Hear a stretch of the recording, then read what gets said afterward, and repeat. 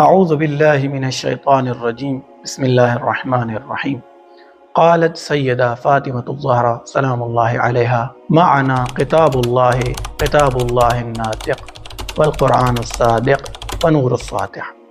معزز سامعین کرام، میں نے آپ کی خدمت میں حضرت سیدہ فاطمۃ الزہرا سلام اللہ علیہا کے خطبہ فدق سے چند الفاظ پڑھنے کی سعادت حاصل کی، جس میں سیدہ فاطمۃ الزہرا سلام اللہ علیہا قرآن کی فضیلت کو بیان کرتے ہوئے فرماتی ہیں، معنا کتاب اللہ، ہمارے درمیان اللہ رب العزت کی کتاب قرآن مجید موجود، کتاب اللہ الناطق، اور یہ قرآن مجید ناطق ہے، والقرآن الصادق، اور یہ قرآن مجید سچا ہے، ونور الساطع، اور یہ قرآن مجید چمکتا نور ہے۔ اسی ضمن میں حضرت محمد مصطفیٰ صلی اللہ علیہ وآلہ وسلم قرآن کے نور ہونے کے بارے میں فرماتے ہیں، یہ قرآن مجید سب سے بڑی فضیلت اور سب سے بڑی عظمت ہے۔ اگر کوئی بندہ اس قرآن مجید سے روشنی طلب کرتا ہے تو قرآن مجید اسے منور فرما دیتا ہے، اور اگر کوئی بندہ اپنے معاملہ کو قرآن مجید کے حوالے کرتا ہے تو اللہ رب العزت اسے محفوظ کر لیتا ہے، اور جو بندہ اس قرآن مجید سے متمسک ہوتا ہے قرآن مجید اسے نجات عطا فرماتا ہے۔ عزیزان محترم، قرآن مجید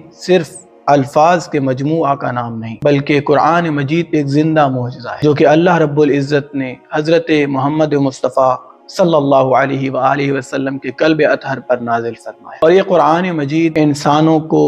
تاریکیوں سے نکال کر نجات کی طرف لے کے جاتا ہے، کہ جس طرح اللہ رب العزت نے قرآن مجید میں ارشاد فرمایا، ان ھذا القرآن یہدی للتی ہی اقوم، بے شک یہ قرآن مجید اس راستے کی طرف ہدایت دیتا ہے جو سب سے زیادہ سیدھا راستہ ہے۔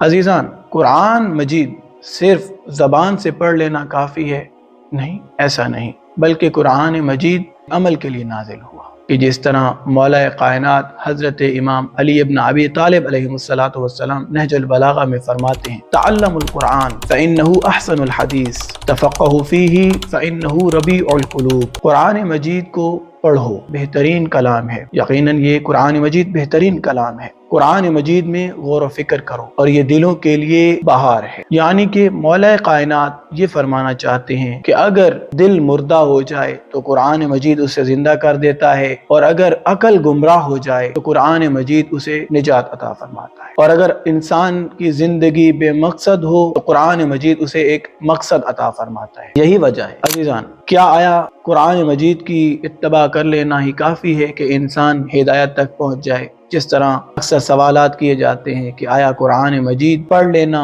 قرآن مجید پر عمل کر لینا ہدایت کے لیے کافی ہے؟ تو ایسا نہیں ہے، کہ جس طرح حضرت محمد مصطفیٰ صلی اللہ علیہ وآلہ وسلم نے فرمایا، انی تارک فیکم الثقلین، میں تمہارے درمیان دو گراں قدر چیزیں چھوڑ کے جا رہا، کتاب اللہ و عطرت اہل بیت، ایک اللہ کی کتاب قرآن مجید اور دوسری میری عطرت اہل بیت، ما ان تمسکتم بہما لن تضلوا بعدی ابدا، کہ اگر تم ان دونوں سے قرآن اور اہل بیت سے متمسک رہو گے، ان دونوں سے جڑے رہو گے، تم کبھی گمراہ نہیں ہو۔ عزیزان، یہی وجہ ہے کہ ہمارے ائمہ طاہرین نے ہمیشہ قرآن مجید کی تلاوت عمل پر تاکید فرمائی ہے۔ معزز سامعین، یہ ہے قرآن کی برکت کہ اگر انسان اس پر عمل کرے، تلاوت کرے، تو یہ انسان کو